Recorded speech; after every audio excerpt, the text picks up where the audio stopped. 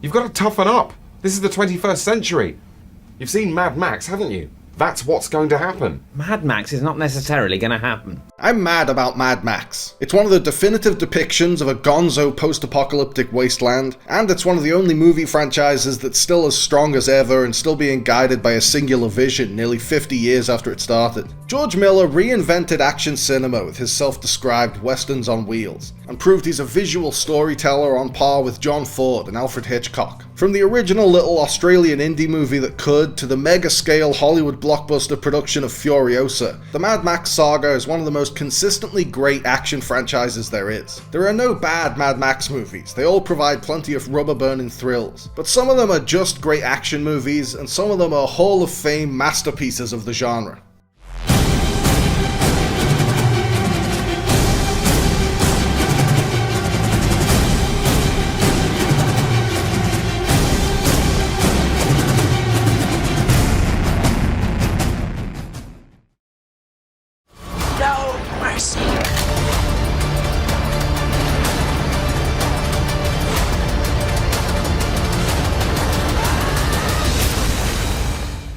In its opening scenes, Mad Max Beyond Thunderdome sets itself up as a great post-apocalyptic western about a gunslinging drifter wandering into a lawless town to serve justice. The Thunderdome itself, an arena where all disputes are settled with a fight to the death, is a really fun concept that paves the way for some of the threequel's greatest action scenes. Hey, you guys ever use that Thunderdome, or do you just put it up for decoration?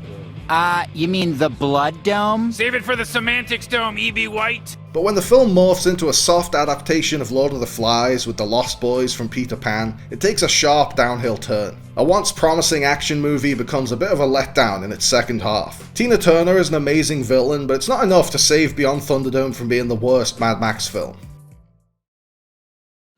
You don't want to make Max mad. Because when Max gets mad, he gets even. American International presents Mad Max, the maximum force of the future. The first Mad Max movie is a landmark in independent filmmaking. It was the most profitable film ever made until Blair Witch came along. But it feels the least like a Mad Max movie as we know them today. It shares its sequel's uncompromising brutality and bleakly satirical view of society and human nature, but it's set before the world devolved into a post-apocalyptic wasteland, because Miller didn't yet have the money to fully achieve his vision of the end of the world. But the original Mad Max is still a great little dystopian revenge thriller. It sets a typical police noir against the near-future backdrop of the collapse of civilized society. It's really impressive to see the kind of action spectacle Miller was able to pull off on a shoestring indie budget. Do you have it in you to make it epic?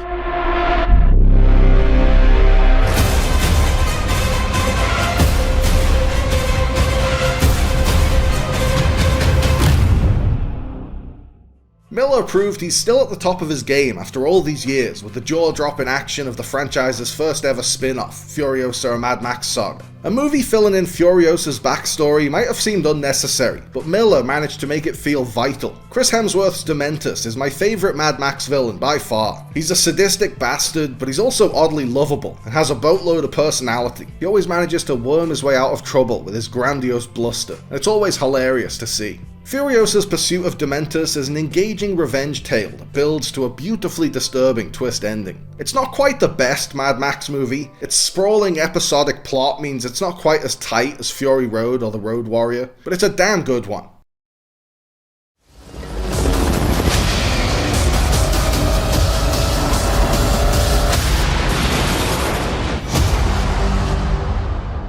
After the record-breaking box office success of the original Mad Max film, Miller was finally afforded a big enough budget to fully realise his vision of a gas-guzzling apocalypse in the sequel. The first movie had been a dystopian police thriller, but The Road Warrior is a full-blown post-apocalyptic spaghetti western about a lone gunslinger who drifts into a town being terrorised by bad guys and takes it upon himself to liberate them. The Road Warrior created a lot of the tropes that are now intrinsically tied to the post-apocalypse genre, and thanks to a dedicated stunt team, it has some of the most mind-blowing vehicular carnage in all of action cinema. Miller would eventually have the money and the technology to push the action even further in Fury Road, but The Road Warrior turned car chases into a fine art.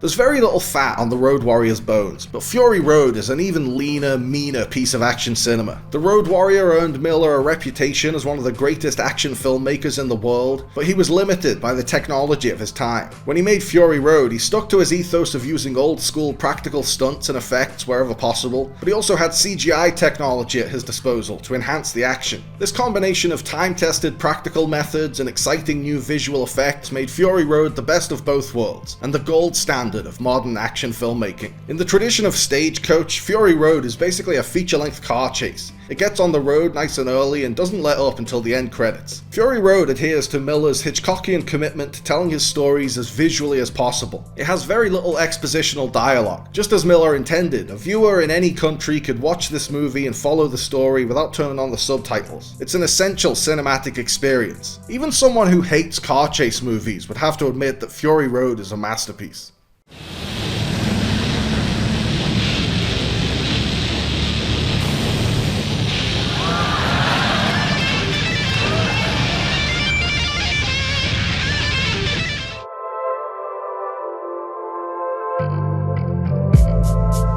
Thanks for watching, guys. I hope you liked the video. Remember to like and subscribe and click on the little bell. And also seize the day and call your mom and be kind to yourself.